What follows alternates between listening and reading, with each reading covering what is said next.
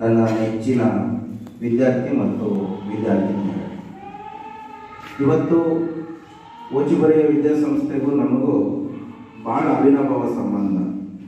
ಯಾಕೆಂದರೆ ಜಗಳೂರಲ್ಲಿ, ದಾವಣಗೆರೆಯಲ್ಲಿ, ಇಡೀ ಕರ್ನಾಟಕ ರಾಜ್ಯದಲ್ಲಿ ಅಷ್ಟೇ ಅಲ್ಲದೆ ದೇಶದ ಬೇರೆ ಬೇರೆ ರಾಜ್ಯಗಳಲ್ಲಿ, ವಿಶ್ವದ ಬೇರೆ ಬೇರೆ ದೇಶಗಳಲ್ಲಿ ಯಾರಾದರೂ ಒಂದು ಸಂಸ್ಥೆಯಿಂದ ಓದಿ ಹೋಗಿ ಉನ್ನತ ಮಟ್ಟದಲ್ಲಿ ಏನಾದರೂ ಇದ್ದಾರೆ ಅಂತಂದರೆ ಅದು ನಮ್ಮ ಜಗಳೂರಿನ ಓಚಿಬರೆಯ ವಿದ್ಯಾಸಂಸ್ಥೆಗೆ ಆ ಕ್ರೆಡಿಟ್ ಸೇರುತ್ತೆ ಖಂಡಿತ.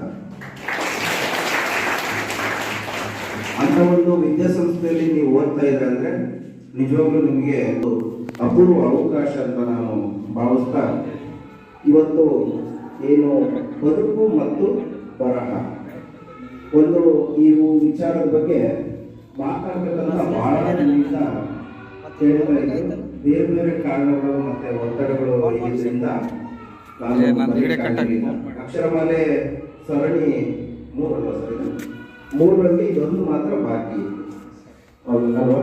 ಆ ಬದುಕು ಮತ್ತು ಬರಹ ಅನ್ನೋ ಒಂದು ವಿಚಾರ ಮಾತ್ರ ಬಾಕಿ ಇತ್ತು. ಇವತ್ತು ಅದ್ರ ಬಗ್ಗೆ ಮಾತನಾಡಲಿಕ್ಕೆ ಇವತ್ತೊಂದು ಅವಕಾಶ ಸಿಕ್ಕಿದೆ.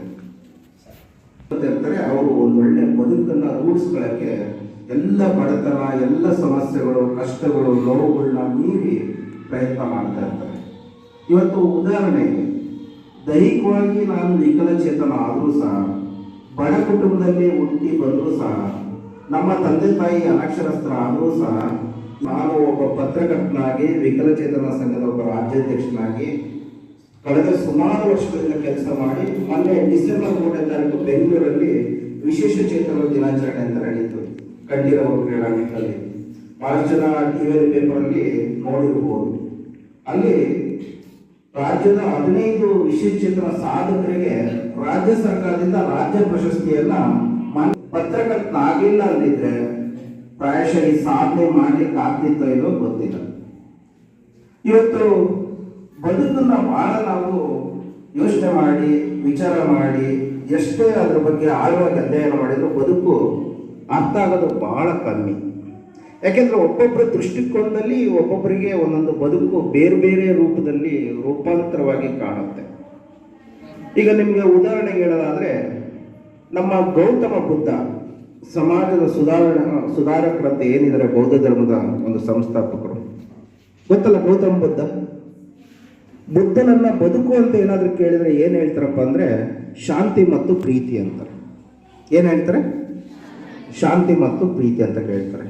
ಅದನ್ನೇ ಏನಾದರೂ ಮಹಾಭಾರತದ ದುರ್ಯೋಧನ ಏನು ಹೇಳ್ತಾರೆ ಅಂದ್ರೆ ಹಠ ಮತ್ತು ಛಲ. ಯಾಕಂದ್ರೆ ದುರ್ಯೋಧನ ಯಾವುದಕ್ಕೆ ಜನಪ್ರಿಯತೆ? ಹಠ ಮತ್ತು ಛಲ. ಅದೇ ಏನಾದರೂ ನಮ್ಮ ಒಬ್ಬ ಸಂತರನ್ನ ಕೇಳಿದ್ರೆ ಬದುಕು ಅಂದ್ರೆ ಏನಂತ ಹೇಳ್ತಾರೆ? ಸಂತರನ್ನ ಕೇಳಿದ್ರೆ ಭಕ್ತಿ ಅಂತ ಹೇಳ್ತಾರೆ. ಅದೇ ಏನಾದ್ರು ಒಬ್ಬ ಕಾಲು ತೊಟ್ಟಿರಂತ ಸ್ವಾಮೀಜಿಯನ್ನ ಬದುಕುವಂತ ಕೇಳಿದ್ರೆ ಏನಂತ ಹೇಳಿದ್ರೆ ವೈರಾಗ್ಯ ಅಂತ ಹೇಳ್ತಾರೆ. ಯಾಕಂದ್ರೆ ಸ್ವಾಮೀಜಿಯವರಿಗೆ ಯಾವುದೇ ರೀತಿ ಬದುಕಲ್ಲಿ ಆಸೆಗಳಿರಲ್ಲ. ಅಂದ್ರೆ ಲೌಕಿಕ ಜೀವನವನ್ನ ಅವರು ಹೊರತುಪಡಿಸ್ತಾರೆ. ಅವರವರು ಏನು ವಿಚಾರಧಾರೆಗಳಿದ್ವು ಅದನ್ನ ಪೂಜೆ ಮಾಡ್ತಾ ಒಂದು ಏನು ವಚನಗಳನ್ನ, ಬೇರೆ ಬೇರೆ ಕೀರ್ತನೆಗಳನ್ನ ರಚನೆ ಮಾಡಿದ್ರೆ ಅದನ್ನೇ ಭಕ್ತಿ ಅಂತ ಅವ್ರು ಹೇಳ್ಬೋದು. ಅದೇ ನಾವೇನಾದ್ರೂ ಮಹಾತ್ಮ ಗಾಂಧೀಜಿಯವರನ್ನ ಬದುಕಂದ್ರೆ ಏನಂತ? ಸಂಘಟನೆ, ಹೋರಾಟ. ಹೌದಾ? ಅದೇ ಏನಾದ್ರು ನಮ್ಮ ರಾಜಕಾರಣಿಗಳು ಏನಾದ್ರು ಬದುಕು ಅಂತ ಏನಾದ್ರು ಕೇಳಿದ್ರೆ ಅವ್ರು ಏನಂತ ಹೇಳ್ತಾರೆ? ಕುರ್ಚಿ ಹಿಡಿಯೋದು ಅಂತ ಹೇಳ್ತಾರೆ. ಏನಾದ್ರು ಮಾಡಿ ಒಟ್ಟಾರೆ ಕುರ್ಚಿ ಹಿಡಿಯೋದೇ ನಮ್ಮ ಬದುಕು. ಅಂದ್ರೆ ಒಬ್ಬೊಬ್ಬರ ದೃಷ್ಟಿಕೋನದಲ್ಲಿ ಬದುಕು ಅನ್ನೋದು ಬೇರೆ ಬೇರೆ ರೀತಿಯಲ್ಲಿ ವ್ಯಾಖ್ಯಾನಿಸ್ತಾ ಹೋಗ್ಬೋದು. ಈ ಬದುಕು ಮತ್ತು ಬರಹ ಒಂದೇ ನಾಣ್ಯದ ಎರಡು ಮುಖಗಳಿದ್ದಾವೆ. ಬದುಕು ಮತ್ತು ಬರಹ ಒಂದೇ ನಾಣ್ಯದ ಎರಡು ಮುಖಗಳಿದ್ದಾವೆ. ಬರಹ ಇಲ್ಲದೆ ಬದುಕಿಲ್ಲ, ಬದುಕಿಲ್ಲದೆ ಬರಹ ಇಲ್ಲ. ಈಗ ಉದಾಹರಣೆಗೆ ಯಾರು ಬದುಕನ್ನ ತುಂಬಾ ಹತ್ತಿರದಿಂದ ನೋಡಿರ್ತಾರೆ, ಯಾರು ಬದುಕಲ್ಲಿ ಒಂದು ನೋವನ್ನ ಹೊಂದಿರ್ತಾರೆ, ಅವರಲ್ಲಿ ಒಬ್ಬ ಕವಿ ಇರ್ತಾರಂತೆ, ಅವರಲ್ಲಿ ಒಬ್ಬ ಲೇಖಕ, ಅವರಲ್ಲಿ ಒಬ್ಬ ಆಕ್ರೋಶಕಾರ ಇರ್ತಾರಂತೆ. ಹೌದಾ? ಯಾರಾದ್ರೂ ನೋಡ್ರಿ, ಒಬ್ಬ ಪತ್ರಕರ್ತ, ಒಬ್ಬ ಶ್ರೇಷ್ಠ ನಾಟಕಕಾರ, ಕಾದಂಬರಿಕಾರರು ಮತ್ತೆ ಒಬ್ಬ ಲೇಖಕರಾಗಿರ್ತಾರೋ ಅವ್ರನ್ನ ಸಂದರ್ಶನ ಮಾಡ್ತಾರಂತೆ. ನೀವು ಅವರು ಈ ಕಥೆಗಳನ್ನ, ನಾಟಕಗಳನ್ನ, ಈ ಕಾದಂಬರಿಗಳನ್ನ ಬರೀತಿರಲ್ಲ, ಇದು ಹೇಗೆ ಬರ್ತದೆ ನೀವು ಅಂತ ಕೇಳ್ತಾರೆ. ಅದಕ್ಕೆ ಆ ನಾಟಕಕಾರ ಹೇಳ್ತಾನಂತೆ, ಆ ಲೇಖಕ, ನಾವು ಏನೇ ಕಲ್ಪನೆ ಮಾಡಿ ನಾಟಕವನ್ನು ರಚನೆ ಮಾಡ್ಬೋದು, ಕಾದಂಬರಿಯನ್ನು ಬರೀಬೋದು, ಆದರೆ ಆ ಒಂದು ಬರೆಯುವಂಥ ವಿಚಾರ ಏನಿರುತ್ತೆ, ಯಾವ್ದಾದ್ರು ಜಗತ್ತಿನಲ್ಲಿ ಯಾವ್ದಾದ್ರು ಒಂದು ಜೀವನದಲ್ಲಿ ಅದು ನಡೆದಿರುತ್ತೆ, ಆ ಘಟನೆ ನಡೆದಿರುತ್ತೆ ಅಂತ ಹೇಳ್ತಾರೆ. ಅಂದರೆ ಇದು ಬರಹ ಮತ್ತು ಬದುಕಿನ ಒಂದು ಒಂದೇ ನಾಣ್ಯದ ಎರಡು ಮುಖಗಳಾಗಿವೆ. ಈಗ ಬದುಕನ್ನು ನಾವು ಯಾವ್ಯಾವ ರೀತಿ ನೋಡ್ತಾ ಹೋಗ್ಬೋದು. ಒಬ್ಬ ವ್ಯಕ್ತಿ ಯಾರು ಸೋತಿರ್ತಾನೆ, ಯಾರು ನೋವನ್ನ ಅವನಲ್ಲಿ ಒಂದು ಬರವಣಿಗೆ ಅನ್ನೋದು ಹುಟ್ಟುತ್ತೆ. ಇದಕ್ಕೆ ಬಹಳ ದೂರ ಏನು ಹೋಗುತ್ತೆ, ಏನು ಮಹಾರಾಷ್ಟ್ರದಲ್ಲಿ ಭೀಮ್ರಾವ್ ಅಂತ ಒಬ್ಬ ವ್ಯಕ್ತಿ ಒಂದು ದಲಿತ ಸಮಾಜದಲ್ಲಿ ಹುಟ್ಟಿ, ಒಂದು ಅಸ್ಪೃಶ್ಯತ ಸಮಾಜದಲ್ಲಿ ಹುಟ್ಟಿ, ಒಂದು ಪ್ರಾಥಮಿಕ ಶಾಲೆಗೆ ಅವರು ಒಂದು ಪ್ರವೇಶವನ್ನು ಪಡೆದಾಗ ಆ ಮೇಲ್ವರ್ಗದಲ್ಲಿದ್ದಂಥ ಜನ ಆ ಒಂದು ಮದುವಾದಿಗಳು, ಆ ಒಂದು ಏನು ಜಾತಿ ಪದ್ಧತಿ ಇತ್ತು, ಅವತ್ತು ಆ ಭೀಮ್ರಾವ್ನ ಯಾವ ರೀತಿ ನೋಡ್ತಾರೆ. ಅವ್ರನ್ನ ಮೈ ಮುಟ್ಟಲ್ಲ, ಅವ್ರು ಕುಡಿಯಂತ ನೀರನ್ನ ಅವ್ರಿಗೆ ಕೊಡೋದಿಲ್ಲ, ಅವ್ರನ್ನ ಶಾಲೆಗೆಲ್ಲ ಒಂದು ಕಡೆ ಮೂಲೆಯಲ್ಲಿ ಕುದಿಸಿರ್ತಾರೆ, ಅಲ್ಲಿಂದ ಒಂದು ಮದುವೆ ಇರ್ತಾರೆ, ಅವರು ಒಂದು ಅತ್ತೆಯ ಆಶ್ರಯದಲ್ಲಿ ಬೆಳೀತಾ ಹೋಗ್ತಾರೆ. ಆನಂತರ ಅಲ್ಲಿಂದ 10ನೇ ಕ್ಲಾಸಲ್ಲಿ 700 ಅಂಕಗಳಿಗೆ 282 ಅಂಕಗಳನ್ನು ತಗೊಂಡು ಒಂದು ಅಸ್ಪೃಶ್ಯತ ಸಮಾಜದಲ್ಲಿ 10ನೇ ತರಗತಿ ತೇರ್ಗಡೆ ಹೊಂದಿದಂಥ ಪ್ರಥಮ ವ್ಯಕ್ತಿ ಆ ಭೀಮ್ರಾವ್ ಆಗ್ತಾರೆ. ಆನಂತರ PUC BAಗೆ ಬಡತನ ಎಲ್ಲ ಮೆಟ್ಟಿ ಬಾಬಾ ಸಾಹೇಬ್ ಅಂಬೇಡ್ಕರ್ ಅವರು ಡಿಗ್ರಿನ ಮುಗಿಸಿ ಆ ಸೈನ್ಯಕ್ಕೆ ಸೇರ್ಕೊಂಡಾಗ ಅಲ್ಲಿರೋಂಥವ್ರು ಯಾರು ಸಹ ಅವ್ರನ್ನ ಸಮಾನತೆಯನ್ನು ನೋಡಂತೆ. ಯಾವುದೋ ಬಾಂಬೆ ಸೈನ್ಯ ಇದರಲ್ಲಿ ಏನು ಬರೋಣ ಮಾಡೋದ್ರಿಂದ ಸೈನ್ಯದ ಕಾರ್ಯದರ್ಶಿಯಾಗಿ ಬಾಬಾ ಸಾಹೇಬ್ ಅಂಬೇಡ್ಕರ್ ಅವರು ಸೇರ್ಕೊಳ್ತಾರೆ. ಅಲ್ಲಿ ಸಮಾನತೆ ಸಿಗೋದಿಲ್ಲ. ಇವರು ದಲಿತರ ಕಾರಣಕ್ಕೆ, ಇವರು ಮಹಾಜಾತಿಗಳ ಕಾರಣಕ್ಕೆ ಅವರು ಹೊರಗಡೆ ಇಡ್ತಾರೆ. ಆ ಹೋಟೆಲಲ್ಲೂ ಸರಿಯಾದಂಥ ವ್ಯವಸ್ಥೆ. ಮೂಕನಾಯಕ ಅಂತ ಪತ್ರಿಕೆ ಗೊತ್ತಲ್ಲ, ಮೂಕನಾಯಕ ಅಂತ ಪತ್ರಿಕೆಯನ್ನು ಶುರು ಮಾಡಿ ಅವರು ವೇದನೆಗಳಿಗೆ ತಿಳಿಸ್ತಾ ಹೋಗ್ತಾರೆ. ಅಂದ್ರೆ ಅವ್ರಿಗೆ ಬರ ಹುಟ್ಟಲಿಕ್ಕೆ, ಅವರಲ್ಲಿ ಒಬ್ಬ ಕ್ರಾಂತಿಕಾರಿ ಬರಹಗಾರ ಹುಟ್ಟು ಬರಲಿಕ್ಕೆ ಕಾರಣ ಆಗಿದ್ದು ಅವರ ಒಂದು ಬದುಕು, ಅವರಿಗೆ ಇದ್ದಂಥ ಅಪಮಾನದ ಬದುಕು. ಆ ಬದುಕಿನಿಂದ ಅವರೊಳಗಡೆ ಒಂದು ಬರ ಅನ್ನೋದು ಒಂದು. ಆಮೇಲೆ ಕನ್ನಡದಲ್ಲಿ ನೋಡ್ತಾರೆ, ಅವ್ರು ಓದಂಥ ಸಂದರ್ಭದಲ್ಲಿ ಅವ್ರಿಗೆ ಒಂದು ಪೀಸ್ ಮಾತ್ರ ಬ್ರೆಡ್ ಅಷ್ಟೇ. 8 ಗಂಟೆಗೆ ಒಂದು ಪೀಸ್ ಬ್ರೆಡ್ ತಂದಿಟ್ಕೊಂಡು ಮಧ್ಯರಾತ್ರಿ 2 ಗಂಟೆವರೆಗೂ ಓದಿ, ರಾತ್ರಿ ಒಂದು ಪೀಸ್ ಬ್ರೆಡ್ ತಿಂದು ಮನೆಗೆ ಮತ್ತೆ ಓದು ಅಂತ ಓದಿನ ಕಡೆಗೆ ತಳ್ತಾ ಇರುತ್ತೆ, ನೂಗ್ತಾ ಇರುತ್ತೆ. ಅಲ್ಲಿ ಹಲವಾರು ಡಿಗ್ರಿಗಳನ್ನ ಪಡಿತಾರೆ. ನಂತರ ಭಾರತಕ್ಕೆ ಬರ್ತಾರೆ. ವಾಪಸ್ಸು ಭಾರತಕ್ಕೆ ಬಂದು ವಕೀಲ ವೃತ್ತಿಯನ್ನು ಶುರು ಮಾಡ್ತಾರೆ. ವಕೀಲ ವೃತ್ತಿಯನ್ನು ಶುರು ಮಾಡಿ ಮತ್ತೆ ಏನು ಜಾತಿ ಪದ್ಧತಿ ಬಗ್ಗೆ, ಅವ್ರಿಗೆ ಅಸ್ಪೃಶ್ಯತೆ ಬಗ್ಗೆ ಬಾಲ್ಯದಿಂದ ಏನು ಹಲವಾರು ಅಪಮಾನಗಳನ್ನ ಸಹಿಸ್ಕೊಂಡಿದ್ರು, ಅದನ್ನು ಮತ್ತೆ ಜನರಿಗೆ ತಿಳಿಸ್ಬೇಕು, ನಮ್ಮ ಜಾತಿಯವ್ರನ್ನ ಜಾಗೃತಗೊಳಿಸ್ಬೇಕು, ಸಮಾಜದಲ್ಲಿ ಈ ಕೆಟ್ಟ ಪಿಡುಗನ್ನು ತೊಲಗಿಸ್ಬೇಕಂತೇಳಿ ಮತ್ತೆ ಒಂದು ಪತ್ರಿಕೆ ಶುರು ಮಾಡ್ತಾರೆ. ಅದು ಆ ಪತ್ರಿಕೆ ಹೆಸರು ಯಾರಿಗಾದ್ರೂ ಗೊತ್ತಾ ಅಂತ. ಆ ಬಹಿಷ್ಕೃತ ಭಾರತದಲ್ಲಿ ಯಾರ್ಯಾರು ಅಸ್ಪೃಶ್ಯತೆ ಇದರಲ್ಲಿ ಬಹಿಷ್ಕೃತರಾಗಿರ್ತಾರೆ ಅವ್ರ ಬಗ್ಗೆನ ಸಮಸ್ಯೆಗಳನ್ನ ಬೆಳಕನ್ನು ಚೆಲ್ಲಂತ ಆ ಪತ್ರಿಕೆಯನ್ನು ಶುರು ಮಾಡಿ ಅವರು ಬರೀತಾ ಹೋಗ್ತಾರೆ. ಆಮೇಲೆ ಅವ್ರ ಜೀವನದಲ್ಲಿ ಒಂದು ಬಹುದೊಡ್ಡ ಹೋರಾಟದ ದಿನ ಬರುತ್ತೆ. ದಲಿತರು ಯಾವ ಸಹ ಹೋಗಿ ಅಲ್ಲಿ ನೀರನ್ನ ಮುಟ್ಟಾಗಿಲ್ಲ, ನೀರನ್ನ ಕುಡಿಯೋ ಆಗಿಲ್ಲ. ಅಂದ್ರೆ ಅವ್ರಿಗೆ ಒಂದು ಮಾನವೀಯ ಮೌಲ್ಯಗಳೇ ಅವ್ರಿಗೆ ಸಿಗ್ತಾ ಇರಲಿಲ್ಲ. ಅಂತ ಒಂದು ಸಂದರ್ಭದಲ್ಲಿ ಆ ಏನು ಬಾಬಾ ಸಾಹೇಬ್ ಅಂಬೇಡ್ಕರ್ ಅವರಿದ್ರು, ಅವರು 10,000 ಅನ್ಯಾಯಗಳಿಗೆ ಹೋಗಿ ಆ ಚೌಡರ ಕೆರೆಯಲ್ಲಿ ನೀರನ್ನ ಮತ್ತೆ 1930ರಲ್ಲಿ ಅದೇ ಮಹಾರಾಷ್ಟ್ರದ ನಾಸಿಕ್ನಲ್ಲಿ ಒಂದು ಕಾಳಾಸ್ತಿಯ ಒಂದು ದೇವಸ್ಥಾನದ ಒಂದು ಇದಕ್ಕೆ ಹೋಗಿ ಅಲ್ಲಿ ಏನು ಇವತ್ತು ದಲಿತರಿಗೆ ದೇವಸ್ಥಾನದಿಂದ ಹೊರಗೆ ಇರಬೇಕು, ಅವರು ದಲಿತರು ದೇವಸ್ಥಾನ ಪ್ರವೇಶ ಮಾಡಬಾರ್ದು ಅನ್ನೋದು ಏನೋ ಒಂದು ಜಾತಿ ಪದ್ಧತಿ ಇತ್ತಲ್ಲ, ಅದ್ರ ಒಳಗಡೆ ಹೋಗ್ಲೇಬೇಕಂತೇಳಿ 15,000 ದಲಿತ ಅನುಯಾಯಿಗಳಿಗೆ ಒಳಗಡೆ ಹೋಗಿ ದೇವಸ್ಥಾನದ ಪ್ರವೇಶವನ್ನು ಮಾಡ್ತಾರೆ.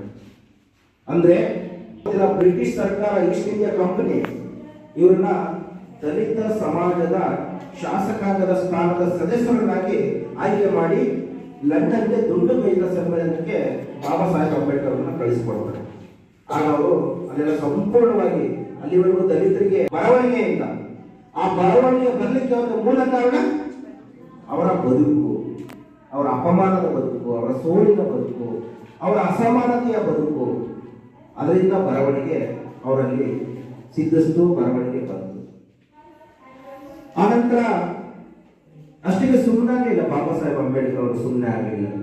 ಅವ್ರಿಗೆ ಗೊತ್ತಿತ್ತು ಇಷ್ಟರಲ್ಲೇ ಸಮಸ್ಯೆ ಬಗೆಹರಿಯಲ್ಲ, ಇದಕ್ಕೊಂದು ಶಾಶ್ವತವಾದಂತ ಪರಿಹಾರ ಕೊಡಬೇಕು. ಇದಕ್ಕೆ ಒಂದು ದೇಶದಲ್ಲಿ ಎಲ್ಲೂ ಇಲ್ದಿರಂತ, ಜಗತ್ತಲ್ಲಿ ಎಲ್ಲಿ ಇಲ್ದಿರಂತ ಸಮಸ್ಯೆ ನಮ್ಮ ದೇಶದಲ್ಲಿ ಮಾತ್ರ ಇದೆ. ನಮ್ಮ ಜನರಿಗೆ ಅದು ಸಮಸ್ಯೆ ಬಹಳ ರಾಕ್ಷಸ ತಾಂಡವಾಡ್ತಾ ಇದೆ.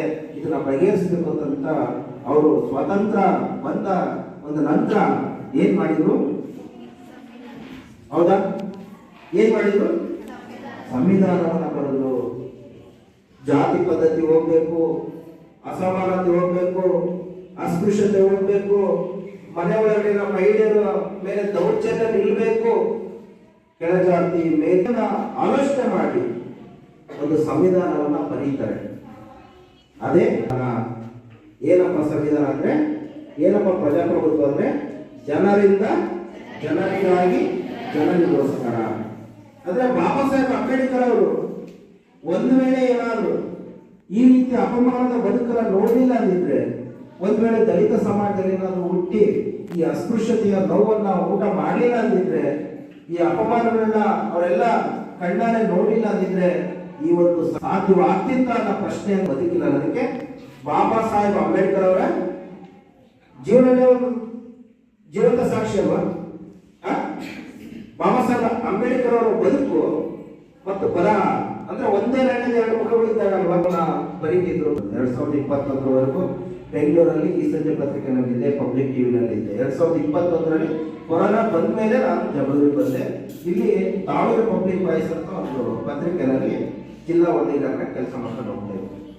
ಈಗ ನಾನು ಹೆಚ್ಚು ಅಂಕಣಗಳು ಬರೆಯೋದು, ಹೆಚ್ಚು ಸುದ್ದಿಗಳನ್ನ ಮಾಡೋದು ವಿಶೇಷ ಚೇತನರ ಬಗ್ಗೆ ಕೊಡೋದಾಗಿರ್ಬೋದು, ಅವ್ರು ಯಾರಾದ್ರೂ ಮಕ್ಕಳು ಓದ್ತಾ ಇದ್ದಾರೆ ಅಂದ್ರೆ ಅವ್ರಿಗೆ ಸ್ಕಾಲರ್ಶಿಪ್ ಕೊಡಿಸೋದಾಗಿರ್ಬೋದು, ಆಮೇಲೆ ಅವರು ಪೋಷಕರಿಗೆ ಏನಾದರೂ ಸಮಸ್ಯೆಗಳಿದ್ರೆ ಅವ್ರಿಗೆ ಸರ್ಕಾರದಿಂದ ಹಣ ಕೊಡಿಸೋದಾಗಿರ್ಬೋದು, ಅಥವಾ ವಿಕಲಚೇತನರಿಗೆ ಯಾರಾದರೂ ಇದು ಸರ್ಜರಿ ಆಗುತ್ತೆ, ನಾನು ಯಾಕೆ ಅದ್ರ ಬಗ್ಗೆ ಹೆಚ್ಚಿಗೆ ಅದ್ರ ಬಗ್ಗೆನೇ ಬರೀಬೇಕು? ಅಂದ್ರೆ ಬೇರೆದನ್ನು ಬರೀತಾ ಇರ್ತೀನಿ, ಬೇರೆದೇನು ಬರೆಯಲ್ಲ ಅಂತಲ್ಲ. ಆದ್ರೆ ಅತಿ ಹೆಚ್ಚು ನಾನು ಗಮನ ಕೊಡ್ತಿರೋದು ವಿಶೇಷ ಚೇತನರ ಯುವತಿಯರ ಬಗ್ಗೆ. ಅಂದ್ರೆ ಯಾಕೆ ಅಂದ್ರೆ ಆ ನೋವು ಏನಂತ ನನಗೆ ಗೊತ್ತಿದೆ. ಹೌದಾ? ಆ ನೋವು ಏನಂತ ನೀವು ಬರೀ ನೋಡ್ತೀರ ಅಷ್ಟೇ, ಆ ನೋವು ಏನಂತ ನಾವು ಅನುಭವಿಸ್ತಾ ಇರ್ತೀವಿ. ಹಾಗಾಗಿ ನಮ್ಮಿಂದ ಏನು ಸಾಧ್ಯವಾಗುತ್ತೆ, ನಾನು ಪತ್ರಕರ್ತನಾಗಿ ನನ್ನ ಪತ್ರಿಕೆ ಮುಖಾಂತರ ಅವ್ರಿಗೆ ಏನೇನು ಸಹಾಯ ಮಾಡಲಿಕ್ಕೆ ಸಾಧ್ಯ ಆಗುತ್ತೆ ಆ ಒಂದು ಎಲ್ಲ ಬರವಣಿಗೆಯನ್ನು ನಮ್ಮ ಪತ್ರಿಕೆಯಲ್ಲಿ ನಾನು ಬರೀತಾ ಹೋಗ್ತಾ ಇದ್ದೀನಿ. ಈಗ ಬಹಳ ಮುಖ್ಯವಾಗಿ ಈ ಬರಹ ಅನ್ನೋದು ಏನಪ್ಪ? ಅದು ಬರಹ ಅಂದ್ರೆ ಏನು? ಅದು ಕಾದಂಬರಿ ಆಗಿರ್ಬೋದು, ನಾಟಕ ಆಗಿರ್ಬೋದು, ಒಂದು ಕವನ ಆಗಿರ್ಬೋದು. ಇವೇ ಫೇಸ್ಬುಕ್ 4 ಲೈನ್ ಬರಹ ಹಾಕ್ತಿರಲ್ಲ, ಏನೋ ಒಂದು ವಿಚಾರ ಬಿಡೋ, ಇವತ್ತು ಒಂದು ಕಾರ್ಯಕ್ರಮ ಇಂಥವ್ರು ಬಂದಿದ್ರು, ಹಿಂಗೆ ಮಾತಾಡಿದ್ರು, ನಾವು ಈ ಥರ ಭಾಗಿಯಾದ್ವಿ, ಇದು ಆಗಿರ್ಬೋದು. 4 ಸಾಲ ಆಗಿರ್ಬೋದು. ಬರವಣಿಗೆಗೆ ಅದ್ಭುತವಾದಂಥ ಶಕ್ತಿ ಇದೆ.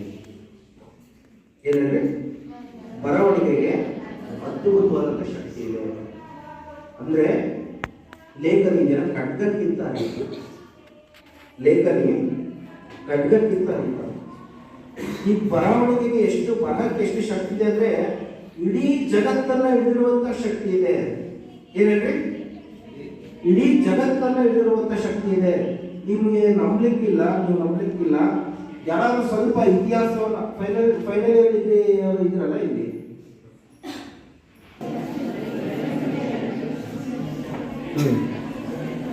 ಅವ್ರು ಏನಾಗಿದ್ರು ಅವರು? ಪಿ ಲಂಕೇಶ್ ಅವರು ಪತ್ರಕರ್ತರಾಗಿದ್ರು. ಹೌದಾ? ಅವರು ಒಂದು ಪ್ರಭಾವ ಎಷ್ಟಿತ್ತಂದ್ರೆ, ಅವರು ಒಂದ್ಸರಿ ಒಂದು ವರದಿಯನ್ನ ಬರೀತಾರೆ. ಒಂದು ಬಾರಿ ಲಂಕೇಶ್ ಪತ್ರಿಕೆಯಲ್ಲಿ ಆ ಸರ್ಕಾರನೇ ಬಿದ್ದೋಗುತ್ತೆ. ಇವತ್ತು ನೋಡಿ, ಈ ರಾಜ್ಯದಲ್ಲಿ ಅತ್ಯಂತ ಮೇಧಾವಿ ಪತ್ರಕರ್ತರು, ದೈತ್ಯ ಪತ್ರಕರ್ತರು ಅಂದ್ರೆ ಒಂದು ಕ್ಷೇತ್ರ ಚಟುವಟಿಕೆಗಳ ಜೊತೆ ಸಾಹಿತ್ಯವನ್ನು ಓದಿದ್ರೆ ಮಾತ್ರ ನಿಮ್ಮ ಬದುಕು ಬೇರೆ ಬೇರೆ ರೀತಿ ವಿಕಾಸ ನೋಡ್ಕೊಳ್ಳಿಕ್ಕೆ ನಮ್ಮ ಮನಸ್ಸಿಗೆ ಭಾಳ ಸಮಾಧಾನ ಕೊಡುತ್ತೆ ಒಂದು ಪುಸ್ತಕ. ದಯವಿಟ್ಟು ಪುಸ್ತಕಗಳನ್ನ ಓದಂಥ ಅಭ್ಯಾಸನ ಬೆಳೆಸ್ಕೋಬೇಕು. ಯಾವ್ಯಾವುದಕ್ಕೂ ಖರ್ಚು ಮಾಡ್ತಿರ್ತೀರಿ, ಪುಸ್ತಕಗಳನ್ನ ಕೊಂಡು ಓದಿದರೆ ನಿಮ್ಮ ಒಂದು ಜ್ಞಾನವೂ ವಿಕಾಸ ಆಗುತ್ತೆ, ಸಾಹಿತ್ಯನೂ ನೀವು ಬೆಳೆಸ್ದಂಗಾಗುತ್ತೆ. ಜಿಲ್ಲೆಯವರು ಇಲ್ಲ ಬಳ್ಳಾರಿ ಜಿಲ್ಲೆ ಸರ್ಕಾರಿ ಭೇಟಿ ಅವರು ನಮ್ಮ ದಾವಣಗೆರೆ ಮದುವೆ ಆಗಿರೋದು. ಆಮೇಲೆ ಪಿ ಲಂಕೇಶ್ವರ ಭಾಳ ಹೋಗ್ತಾರೆ, ಅವರು ನಮ್ಮ ಶಿವಮೊಗ್ಗ ಜಿಲ್ಲೆಯವರು, ಅದು ಸಹ ನಮ್ಮ ಪಕ್ಕದ ಜಿಲ್ಲೆ ಶಿವಮೊಗ್ಗ ಜಿಲ್ಲೆಯವರು. ಈ ಇಬ್ಬರು ಪತ್ರಕರ್ತರು ಒಂದು ಲೆಕ್ಕದಲ್ಲಿ ಮಧ್ಯ ಕರ್ನಾಟಕದ ಭಾಗದ ಸೌಡು ಬಹಳ ಹೆಚ್ಚಾಗಿತ್ತು. ಅಂದ್ರೆ ಏನೇ ಒಂದು ಬರಿಬೇಕಾದ್ರೆ ಈ ಚಿತ್ರದುರ್ಗ, ಈ ದಾವಣಗೆರೆ, ತುಮಕೂರು ಈ ಭಾಗವನ್ನೇ ಜಾಸ್ತಿ ಕೇಂದ್ರೀಕೃತ ಮಾಡಿಕೊಂಡು ಅವರು ಬರೀತಾ ಇದ್ರು. ಯಾಕಂದ್ರೆ ನಮ್ಮ ಜಿಲ್ಲೆಯಲ್ಲಿ ನಮ್ಮ ಚಿತ್ರದುರ್ಗ ಆಗಿರ್ಬೋದು, ದಾವಣಗೆರೆ ಆಗಿರ್ಬೋದು, ಅತ್ಯಂತ ಒಳ್ಳೊಳ್ಳೆ ಬರಹಗಾರರಿದ್ದಾರೆ, ಒಳ್ಳೊಳ್ಳೆ ಬರಹಗಾರ. ತರಾಸು ಹೆಸರು ಎಷ್ಟು ಜನ ಕೇಳಿದ್ರಿ? ಎಷ್ಟು ಜನ ಕೇಳಿದ್ರಿ? ತರಾಸು ನಮ್ಮ ಸಾಹಿತಿಗಳು ಎಷ್ಟು ಜನ ಓದಿದ್ರಿ? ಯಾರು ಓದಿಲ್ಲ ನೋಡಿ. ನೀವು ಚಿತ್ರದುರ್ಗದ ಜಿಲ್ಲೆಯವರಾಗಿದ್ದಾರೆ, ನಮ್ಗೆ ಮುಂಚೆ 90ಕ್ಕಿಂತ ಮುಂಚೆ ನಿರ್ಮಾಣ ಮಾಡಕ್ಕೂ ಆಗೋದಿಲ್ಲ. ಅಂತ ಒಂದು ಕೋಟೆ ಇರುವಂತ ನಾಡು ಯಾವ್ದಾದ್ರೆ ಅದು ಕೋಟೆ ನಾಡು ನಮ್ಮ ಚಿತ್ರದುರ್ಗ. ಇಂಥ ಒಂದು ಚಿತ್ರದುರ್ಗದಲ್ಲಿ ನಾವೆಲ್ಲ ಹುಟ್ಟಿ ನಾವು ತರಾಸವರ ಹೆಸರು ಕೇಳಿಲ್ಲ ಅಂದ್ರೆ ಕಾದಂಬರಿ ಅದು ಓದಿದಾಗ ನಿಮಗೆ ಚಿತ್ರದುರ್ಗ ಅಂತ ಏನು ಅನ್ನೋದು ನಿಮಗೆ ಬಹಳಷ್ಟು ಜ್ಞಾನ ಬರುತ್ತೆ. ಯಾಕಂದ್ರೆ ನೀವೆಲ್ಲ ನಾಳೆ ದೊಡ್ಡ ದೊಡ್ಡ ಅಧಿಕಾರಿಗಳಾಗೋದಿದ್ದೀರಿ, ಹೌದಾ? ಎಷ್ಟೋ ಜನ ಯಾರು ಗೊತ್ತಿದ್ರಲ್ಲ, AS ಆಫೀಸರ್ ಆಗ್ಬೋದು, KS ಆಫೀಸರ್ ಆಗ್ಬೋದು, ಲೆಕ್ಚರರ್ಗಳಾಗ್ಬೋದು, ಲಾಯರ್ಗಳಾಗ್ಬೋದು, ಪತ್ರಕರ್ತಗಳಾಗಿರೋದು. ಹಾಗಾಗಿ ಬರೀ ಪಾಠವನ್ನು ಓದೋದ್ರ ಜೊತೆಗೆ ಜಾಸ್ತಿ ಸಾಹಿತ್ಯವನ್ನು ಓದಂತ ಒಂದು ಕೆಲಸವನ್ನು ನೀವು ಮಾಡಬೇಕು. ಅದು ಯಾಕೆಂದ್ರೆ ಬದುಕು ಅವಾಗ ಗಟ್ಟಿಯಾಗುತ್ತೆ. ಅದಕ್ಕೆ ಉದಾಹರಣೆ ಬಾಬಾ ಸಾಹೇಬ್ ಅಂಬೇಡ್ಕರ್ ಅವರು.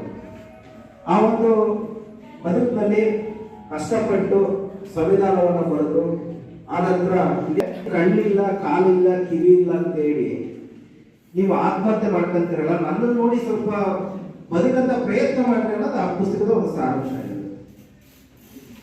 ಈ ಮಾತ್ರ ಸತ್ತೋಗ್ಬೇಕಂತ ಏನು ಪಾಯ್ಸನ್ ತಂತಾರೆ, ಸ್ಲೀಪಿಂಗ್ ಟ್ಯಾಬ್ಲೆಟ್ ತಂದ್ರೆ, ಎಲ್ಲ ತಂದ್ರೆ ಬೆಳಗ್ಗೆ ಬೇಗ ಸೂರ್ಯ ಹುಟ್ಟಲಿ ಅಂತ ಕಾಯ್ತಾ ಇದ್ದಾರೆ. ಈ ಪುಸ್ತಕ ಓದೋಷ್ಟೊತ್ತಿಗೆ ಒಂದು ಬೆಳಿಗ್ಗೆ 3-3:30 ಆಗುತ್ತೆ. ಇನ್ನೂ 16 ಪೇಜ್ ಇರುತ್ತೆ ಪುಸ್ತಕ ಓದೋದು. ಇನ್ನು 16 ಪೇಜ್ ಇರುತ್ತೆ. ಅಲ್ಲಿ sleeping tablet Poisson teapoy table ಮೇಲೆ ಹಂಗೆ ಇಟ್ಕೊಂಡಿರ್ತಾರೆ. ಆ ಪುಸ್ತಕ ಓದ್ತಾ ಓದ್ತಾ ಓದ್ತಾ ಓದ್ತಾ ನಿಮಗೆ ಬದುಕು ಆಸೆ ಹುಟ್ಟುತ್ತೆ. ಆಗ ಅಂತಾರೆ ಒಬ್ಬ ವಿಶೇಷ ಚೇತನರು ಕಣ್ಣಿದ್ದವರು ಈ ಜಗತ್ತನ್ನೇ ಯಾವತ್ತೂ ನೋಡಕ್ ಆಗ್ದಿರೋಂಥವ್ರು ಕತ್ತಲ್ಲಿ ಬದುಕಂತಾರೆ, ಈ ಥರ ಬದುಕ್ತಾರಂತೆ. ನಾನು ಯಾವುದೋ ಒಂದು ಚಿಕ್ಕ ವಿಚಾರಕ್ಕೆ ನಾನೇ ಯಾಕೆ ಸತ್ತೋಗ್ಲಿ, ನಾನೇ ಯಾಕೆ ನನ್ನ ಅಮೂಲ್ಯವಾದ ಜೀವನವನ್ನು ಕಳ್ಕೊಳ್ಳಿ ಅಂತ ಅಂದ್ಬಿಟ್ಟು ಸೂಸೈಡ್ ಮಾಡ್ಕೊಳ್ಳೋಂಥ ಹೋದಂಥ ಆ ನಟಿ ಮತ್ತೆ ಬದುಕಬೇಕಾದ ಆಸೆ ಉಟ್ಕೊಂಡು ಬದುಕಿ ಬದಲಾಗ್ತಾರೆ. ಒಂದು ದೊಡ್ಡ IPL ಮ್ಯಾಚ್ ತಗೊಂತಾರೆ, ಅವ್ರ ಹೆಸರು PB ಜಿಂಟಾ ಅಂತ. ಗೊತ್ತ ಎಷ್ಟು ಈ ಥರ ಬರವಣಿಗೆಗಿರುತ್ತೆ, ಪುಸ್ತಕಗಳಿಗಿರುತ್ತೆ, ಲೇಖನಗಳಿರುತ್ತೆ. ಹಾಗಾಗಿ ನೀವು ಪುಸ್ತಕಗಳನ್ನ ಓದಬೇಕು ಅನ್ನೋದು ಎಲ್ಲರ ಒಂದು ಕಳಕಳಿ. ಕೊನೆಯದಾಗಿ ಸಮಯ ಆಗ್ತಾ ಬಂತು. ಕೊನೆಯ ಸಂದೇಶ ಇದು ಬದುಕು ಮತ್ತು ಬರಹ ಇದರಲ್ಲಿ. ಈ ಬರವಣಿಗೆಯಲ್ಲಿ ನಿಮ್ಮ ಪಾತ್ರ ಇದೆ. ಯಾಕಂದ್ರೆ ಈಗ ನೀವು ಈ ದೇಶವನ್ನು ಮುನ್ನಡೆಸಂತವ್ರು, ನೀವು ಮುಂದೆ ಈ ಸಮಾಜವನ್ನ ತಿದ್ದದ್ದು ಸಾಹಿತ್ಯ ಆಗಿರ್ಬೋದು ಅಥವಾ ಬೇರೆ ಬೇರೆ ಸಾಹಿತ್ಯ, ನಿಮ್ಮ ಲ್ಯಾಂಗ್ವೇಜ್ ಯಾವುದಿದೆ ಅದು ಆ ಸಾಹಿತ್ಯವನ್ನು ನೀವು ಓದಬೇಕು. ಗೊತ್ತಾಯ್ತಾ? ಆ ಸಾಹಿತ್ಯನ ಓದಬೇಕು. ಪ್ರತಿನಿತ್ಯ ಪತ್ರಿಕೆಗಳನ್ನ ಓದಬೇಕು. ಕನಿಷ್ಠ ಪಕ್ಷ ತಿಂಗಳಿಗೆ ಒಂದಾದ್ರೂ ಕಾದಂಬರಿ ಓದಬೇಕು. ಕಾದಂಬರಿ ಒಂದಾದ್ರೂ ಓದಬೇಕು. ಬೇರೆ ಬೇರೆ ಬೇರೆ ಬೇರೆ ಪುಸ್ತಕಗಳು, ಹಲವಾರು ವಿಚಾರಗಳ ಬಗ್ಗೆ ಪುಸ್ತಕಗಳಿದ್ದಾವೆ. ಆ ಪುಸ್ತಕಗಳನ್ನ ನೀವು ಕೊಂಡು ಓದಬೇಕು. ಈಗೆಲ್ಲ ಬೆಂಗಳೂರು ಕಡೆ ಹೋಗ್ತಿರ್ತೀರಿ ಅಥವಾ ಬೇರೆ ಬೇರೆ ಎಲ್ಲೋ ಹೋಗ್ತಿರ್ತೀರಿ, ದಯಮಾಡಿ ಅಲ್ಲಿ ಹತ್ರದ್ದು ಯಾವ್ದಾದ್ರು ಒಂದು ಬುಕ್ ಸ್ಟಾಲ್ ಇರುತ್ತೆ, ಹೌದಾ? ಅಲ್ಲಿ ಹೋಗಿ ಒಂದು ಪುಸ್ತಕ ಆದರೂ ದುಡ್ಡು ಕೊಟ್ಟು ಒಂದು ಪುಸ್ತಕ ಖರೀದಿ ಮಾಡಿ ಪುಸ್ತಕ ಓದೋಂಥ ಹವ್ಯಾಸನ ಬೆಳೆಸಿದಲ್ಲಿ ಖಂಡಿತ ನೀವು ಜೀವನದಲ್ಲಿ ಏನಾದರೂ ಒಂದು ಸಾಧನೆ ಮಾಡಿದ್ರೆ ಅದಕ್ಕೆ ನಾನೇ ಜೀವನದ ಸಾಕ್ಷಿ. ಓದ್ತಿರಲ್ಲ ಪುಸ್ತಕ, ಅದೇನು ಬಹಳ ರೇಟ್ ಇರಲ್ಲ, 100 ರೂಪಾಯಿ. ನೀವೇನೊಂದು 2-3 ಎಕರೆ ತಿಂದ್ರೆ ಏನು ದುಡ್ಡಾಗುತ್ತೆ ಅಷ್ಟೇ ಆಗುತ್ತೆ ಪುಸ್ತಕಕ್ಕೆ. ಹೌದಾ? ಆ ಪುಸ್ತಕಗಳನ್ನ ತಗೊಂಡು ಓದ್ಬೇಕು. ಆಮೇಲೆ ದಯಮಾಡಿ ಮೊಬೈಲ್ಗಳನ್ನ ನೋಡೋಂಥ ಹವ್ಯಾಸ ಕಮ್ಮಿ ಆಗಬೇಕು. ನಾವು ನೋಡ್ತೀವಿ, ನಾವು ಮೊಬೈಲ್ಗಳಿಂದೇನಿಲ್ಲ, ಎರಡೆರಡು ಈ ಕಡೆ ಒಂದು ಜೇಬಲ್ಲಿ ಒಂದು ಮೊಬೈಲ್ ಇದೆ, ಇಲ್ಲಿ ಒಂದು ಮೊಬೈಲ್ ಇದೆ. ಅನಿವಾರ್ಯ ನಮ್ಗೆ ಏನು ಮಾಡೋಕ್ಕಾಗಲ್ಲ. ಆದರೆ ನಮ್ಮ ಜೀವನವೆಲ್ಲ ಮೊಬೈಲಲ್ಲೇ ಕಳೆಯಬಾರ್ದು. ಹೌದಾ? ಮೊಬೈಲಲ್ಲೇ ಕಳೆಯಬಾರ್ದು. ಸಾಹಿತ್ಯದಲ್ಲಿ, ಪುಸ್ತಕದಲ್ಲಿ, ಅಕ್ಷರಗಳಲ್ಲಿ ನೀವು ಅದನ್ನು ಹೆಚ್ಚು ಹೆಚ್ಚು ತೊಡಗಿಸ್ಕೊಂಡಾಗ ನಿಮ್ಮ ಜೀವನದಲ್ಲಿ ಒಂದು ಗಟ್ಟಿತನದ ವ್ಯಕ್ತಿತ್ವ ರೂಪಿತ ಆಗುತ್ತೆ. ಈಗ ನೋಡಿದ್ರೆ ಹಿಂದೆ ಸುಮ್ಮನೆ ಒಂದು 40-50 ವರ್ಷದ ಹಿಂದೆ ಒಂದು ಉದಾಹರಣೆ ತಗೊಳ್ಳೋಣ. ಆಗ ಮೊಬೈಲ್ಗಳಿಗೆ ನಿಮ್ಮ ಥರ ಅವರೆಲ್ಲ ಕಾಲೇಜ್ಗೂ ಬಂದವರು, ಅವ್ರು ಅಷ್ಟೊಂದು ಶಿಕ್ಷಣಕ್ಕೂ ಇರಲಿಲ್ಲ, ಒಂದು ಸೈನು ಸಹ ಮಾಡಕ್ಕೆ ಬರೋದಿಲ್ಲ ಅವ್ರಿಗೆ. ಹೌದಾ? ಅವರೆಲ್ಲ ಎಂತೆಂಥ ಜಾನಪದ ಗೀತೆಗಳನ್ನ ಹೇಳ್ತಾರೆ, ಕೇಳಿದ್ರಲ್ಲ.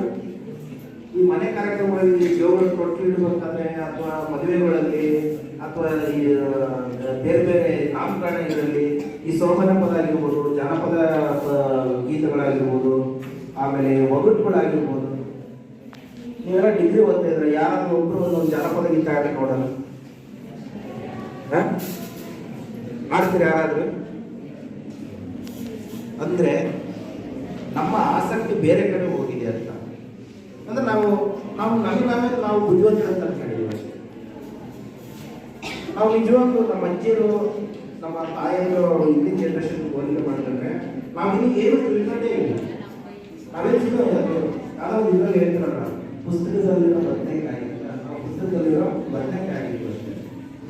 ನಾವು ಪುಸ್ತಕದಲ್ಲಿರೋ ಹುಳುಗಳಾಗಬೇಕು ಅಂದರೆ ಅವ್ರು ನೋಡಿ ಎಷ್ಟು ಜನಪದ ಗೀತೆಗಳು, ಹುಟ್ಟುವಾಗ, ಬೀಸುವಾಗ, ಹೊಲದ ಕೃಷಿ ಕೆಲಸಗಳನ್ನ ಮಾಡಬೇಕಾದ್ರೆ ಇದೆಲ್ಲ ಕೇಳಿದ್ರೆ, ಜನಪದ ಗೀತೆಗಳು ಕೇಳಿದ್ರೆ, ಈ ಸೋಪಾನ ಪದಗಳು ಕೇಳಿದ್ರೆ, ಈ ಭಜನಾ ಪದಗಳು ಕೇಳಿದ್ರೆ, ಮತ್ತು ಅವ್ರಿಗೆಲ್ಲ ಏನು ಮಾಡಿದ್ರು? ಅವ್ರಿಗೆ ಏನಾದ್ರು ಓದಿ ಬರುತ್ತಾ, ಬರೀಲಿಕ್ಕೆ ಬರುತ್ತಾ ಅವ್ರಿಗೆ? ಅವ್ರು ಸಹಿ ಮಾಡಕ್ಕೆ ಬರೋದಾದ್ರೆ ಒಂದು ಅದನ್ನೇ ಇರ್ತಂದ್ರು. ಅಂದ್ರೆ ಅವ್ರಿಗೆ ಅದ್ರ ಬಗ್ಗೆ ಆಸಕ್ತಿ ಇತ್ತು.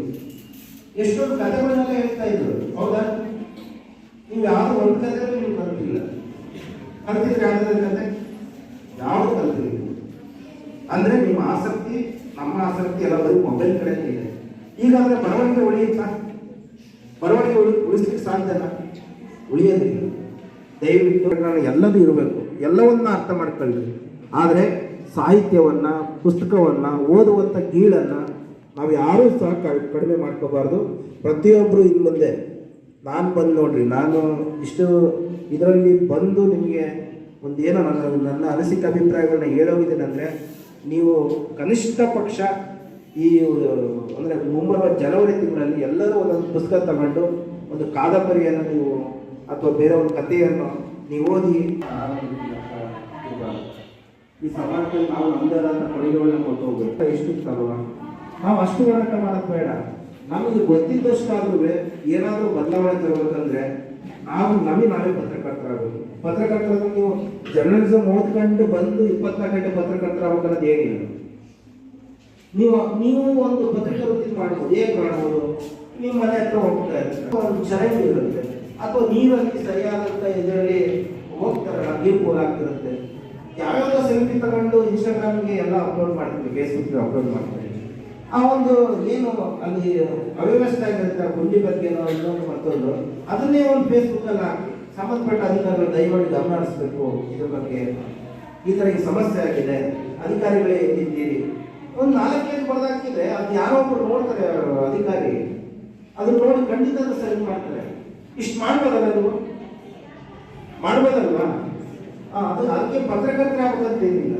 ಈ ಒಂದು ಮನಸ್ಥಿತಿಯನ್ನು ನಾವು ಬೆಳೆಸಬೇಕಾಗ ನಾವು ಪ್ರಶ್ನೆ ಮಾಡೋಂಥ ಒಂದು ಮನಸ್ಥಿತಿ ನಮಗೆ ಬರುತ್ತೆ. ಆಗ ನಾವು ಏನಾದರೂ ಬದಲಾವಣೆ ತರಲಿಕ್ಕೆ ಸಾಧ್ಯ ಆಗುತ್ತೆ. ನಾವು ಹಂಗೊಬ್ರು ಏನಾದರೂ ವ್ಯತ್ಯಾಸ ಬಿದ್ದಿರ್ತಾರೆ, ಅವ್ರನ್ನ ನಾವು ನೋಡಿ ನನಗೆ ಹೋಗ್ಬಿಡ್ತೀವಿ. ಮಾನವೀಯತೆ ಅಂದ್ರೆ ಇದೆಯಲ್ಲ, ಮಾನವೀಯತೆ ಅಂದ್ರೆ ಏನು? ಮಾನವೀಯತೆ ಅಂದ್ರೆ ಬೇರೆಯವರ ನೋವಿಗೆ, ಬೇರೆಯವರ ದುಃಖಕ್ಕೆ, ಕಷ್ಟಕ್ಕೆ ಸ್ಪಂದನೆ ಮಾಡೋದು ಮಾತ್ರ ಅದು ಮಾನವೀಯತೆ ಅಂತ. ಕುವೆಂಪು ಏನು ಹೇಳಿದ್ದಾರೆ? ಏನಾದರೂ ಆಗು ಮೊದಲು ಮಾನವನಾಗು, ಏನಾದರೂ ಆಗು ಮೊದಲು ಮಾನವರಾಗು. ನಾವೆಲ್ಲ ಫಸ್ಟ್ ಏನಾಗಬೇಕು? ಮಾನವರಾಗಬೇಕು. ಮಾನವರಾಗೋಣ, ಸಾಹಿತ್ಯವನ್ನು ಪ್ರೀತಿ ಮಾಡೋಣ, ಪುಸ್ತಕಗಳನ್ನ ಪ್ರೀತಿ ಮಾಡೋಣ, ಬೇರೆಯವರು ಬರೆದಿದ್ದನ್ನು ನಾವು ಓದೋಣ, ಶಿಕ್ಷಕರಿಗೆ ಒಂದು ಗೌರವ ಸಲ್ಲಿಸೋಣ ಅನ್ನೋ ಎಲ್ಲ ಕಿವಿ ಮಾತನ್ನ ನಾನು ಹೇಳ್ತಾ ಈ ಒಂದು ಕಾರ್ಯಕ್ರಮದಲ್ಲಿ ನನಗೆ ಹೇಳಿದರೆ 2 ಗಂಟೆಗೆ ಮುಗಿಸ್ತೀವಿ ಸರ್ ಅಂತ, ನಾನು ಇನ್ನೂ 3 ನಿಮಿಷ ಇದ್ದೇನೆ ಮುಗಿಸಿದ್ದೀನಿ. ಯಾಕಂದರೆ ನನಗೂ ಗೊತ್ತು ಪಾಪ ನೀವು ಭಾಳ ಬೇಕಂತಿದ್ದೀರ ಮನಸ್ಸಿಗೆ ಅಂತ. ಭಾಳ ಖುಷಿ ಆಯಿತು.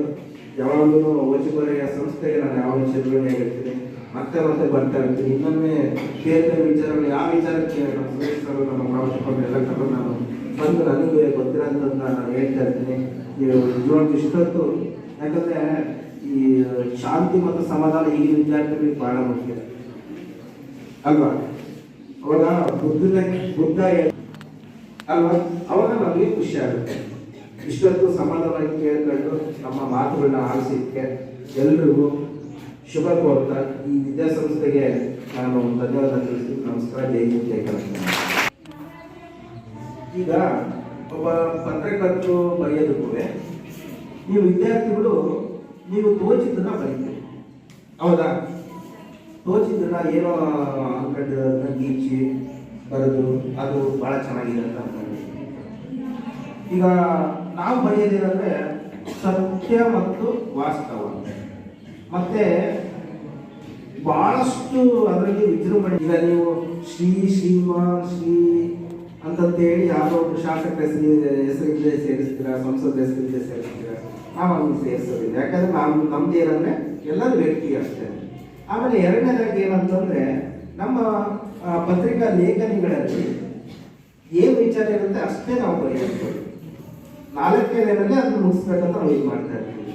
ಯಾಕಂದ್ರೆ ಓದುಗರು ಅದನ್ನ ಓದಿ ಬೇಗ ಅರ್ಥ ಮಾಡ್ಕೊಳ್ಳೋದಕ್ಕೆ ಎಷ್ಟು ನೇರವಾಗಿ ಬರಲಿಕ್ಕೆ ಸಾಧ್ಯವಾಗುತ್ತೆ ಅಷ್ಟು ನೇರವಂತಿಕೆ ಇರುತ್ತೆ, ಶಬ್ದಗಳ ಸರಳತೆ ಇರುತ್ತೆ, ವಿಚಾರಗಳ ಆಳ ಇರುತ್ತೆ. ಅದು ನಾವು ಪತ್ರಕರ್ತರು ಬರೀತೀವಿ. ನೀವು ವಿದ್ಯಾರ್ಥಿಗಳು ಆದಷ್ಟು ಆ ಥರದನ್ನ ಬರೆಯಂತ ಒಂದು ಅಭ್ಯಾಸನ ಬೆಳೆಸ್ಕೊಂಡ್ರೆ ನೀವು ಸಹ ಮುಂದೆ ಒಂದು ಒಳ್ಳೆ ಲೇಖಕರಾಗಿ ಹೊರಹೋಗ್ಬೋದು. ಬಹಳ ಒಳ್ಳೆ ಪ್ರಶ್ನೆ ಸುರೇಶ್ ಸರ್ ಮೊದಲಿಂದ ನಾವು ಚಿಕ್ಕವರಿದ್ದಾಗ ವಿದ್ಯಾರ್ಥಿಗಳ ಕಾಲಂ ಅಂತ ಬರೋದು ನಾವು ಓದಂಥ ಸಮಯದಲ್ಲಿ. ಅಂದರೆ ನಮಗೆ ಅನಿಸಿದ್ದನ್ನ ಒಂದು 4-5 ವರೆಗೂ ಪೋಸ್ಟ್ ಮಾಡ್ತಿದ್ವಿ ಆ ಒಂದು ಪತ್ರಿಕಾ ಕಚೇರಿ ವಿಳಾಸ. ಅದು ಒಂದು 15 ದಿನ ಆದಮೇಲೆ ಅದು ಬರೋದು ಯಾವತ್ತೋ ದಿನ ಈ ಥರ ಬರುತ್ತೆ. ಆದರೆ ಈ ಒಂದು ಹವ್ಯಾಸ ಈಗಿಲ್ಲ. ಯಾಕಂದರೆ ವಿದ್ಯಾರ್ಥಿಗಳು ಪತ್ರಿಕೆಗಳನ್ನೇ ಓದೋದನ್ನು ನಿಲ್ಲಿಸಿದಾಗ ಅವ್ರ ಪಾಪ ಏನು ಬರೆದು ಕಳಿಸ್ತಾರೆ. ಹಂಗಾಗಿ ಎಲ್ಲ ಪತ್ರಿಕೆಗಳು ವಿದ್ಯಾರ್ಥಿ ಕಾಲಕ್ಕೂ ಒಂಥರ ಸ್ತಬ್ಧ ಆಗೋಗಿ. ಇದು ತಪ್ಪು ಪತ್ರಿಕೆ ಓದೋದನ್ನು ಹೇಳೋಕ್ಕಾಗಲ್ಲ, ವಿದ್ಯಾರ್ಥಿಗಳಂತಂದ್ರೆ ಹೇಳೋಕ್ಕಾಗಲ್ಲ. ಮೊಬೈಲ್ಗಳದ್ದು ತಪ್ಪಾಗಿದೆ ಅಲ್ವಾ? ಹಂಗಾಗಿ ವಿದ್ಯಾರ್ಥಿಗಳ ಕಾಲವೇ ನಿಂತಿಲ್ಲ. ಯಾರಾದರೂ ವಿದ್ಯಾರ್ಥಿಗಳು ಆಸಕ್ತಿ ಇರೋಂಥ ವಿಚಾರಗಳನ್ನ ಏನಾದರೂ ಬಂದರೆ ಖಂಡಿತ ನಮ್ಮ ಪತ್ರಿಕೆಗಳಲ್ಲಿ ವಿಶೇಷವಾದಂಥ ಒಂದು ಕಾಲವನ್ನು ಇದು ಮಾಡಿ ಹೊರಹೊಮ್ಮಿಸ್ತೀವಿ. ಪ್ರತಿ ಪತ್ರಿಕೆಗಳು ರಾಜ್ಯ ಮಟ್ಟದ ಪತ್ರಿಕೆಗಳಾಗಿರ್ಬೋದು, ಪ್ರಾದೇಶಿಕ ಪತ್ರಿಕೆಗಳಾಗಿರ್ಬೋದು, ಅಥವಾ ಜಿಲ್ಲಾ ಮಟ್ಟದ ಪತ್ರಿಕೆಗಳಾಗಿರ್ಬೋದು, ಅಲ್ಲಿ ನೇರವಾಗಿ ವ್ಯಕ್ತಿಯಿಂದ ವ್ಯಕ್ತಿಗೆ ಸಂಪರ್ಕ ಇರೋದಿಲ್ಲ. ಏನು ಹೇಳಿ, ವ್ಯಕ್ತಿಯಿಂದ ವ್ಯಕ್ತಿಗೆ ಸಂಪರ್ಕ ಇರೋದಿಲ್ಲ. ನೀವೇನಾದ್ರೂ ಒಂದು ಪತ್ರಿಕೆ ರೀಚ್ ಆಗ್ತದಂದ್ರೆ ಅದೊಂದು ಜಸ್ಟ್ ಒಂದು ಇಮೇಲ್ ಐಡಿ ಇರುತ್ತೆ, ಒಂದು ವೆಬ್ಸೈಟ್ ಇರುತ್ತೆ. ಆ ಇಮೇಲ್ ಐಡಿಗೆ ಅಥವಾ ವೆಬ್ಸೈಟ್ಗೆ ನೀವು ಬರೆದಿರುವಂಥ ಆ ಒಂದು ಲೇಖನವನ್ನು ಇಮೇಲ್ ಹಾಕಿ ನಿಮ್ಮ ವಿಳಾಸ ಮತ್ತು ಫೋನ್ ನಂಬರ್ ಹಾಕಿದರೆ ಆ ಒಂದು ಡೆಸ್ಕ್ ಆಫೀಸ್ ಇದ್ದರೆ ನಿಮಗೆ ಫೋನ್ ಬರುತ್ತೆ. ಏನಾದರೂ ಬದಲಾವಣೆ ಏನಾದರೂ ಹೇಳೋದಿದ್ರೆ ಹೇಳ್ತಾರೆ, ಇಲ್ಲಾಂದ್ರೆ ನೀವು ಬರೆದಿರೋದೆಲ್ಲ ಸಮಂಜಸವಾಗಿದ್ದರೆ ಅವರು ಪಬ್ಲಿಷ್ ಮಾಡ್ತಾರೆ. ಇಮೇಲ್ ಐಡಿ ಮತ್ತು ವೆಬ್ಸೈಟ್ ಮುಖಾಂತರ ಯಾವುದೇ ಪತ್ರಿಕೆಗಳನ್ನು ಸಂಪರ್ಕ ಮಾಡಬಹುದು. ನಮ್ಮ ಈ ಸನ್ಮಾನವನ್ನು ಸ್ವೀಕರಿಸಬೇಕೆಂದು ತಮ್ಮಲ್ಲಿ ಕೇಳಿಕೊಳ್ತಾ ಇದ್ದೀನಿ.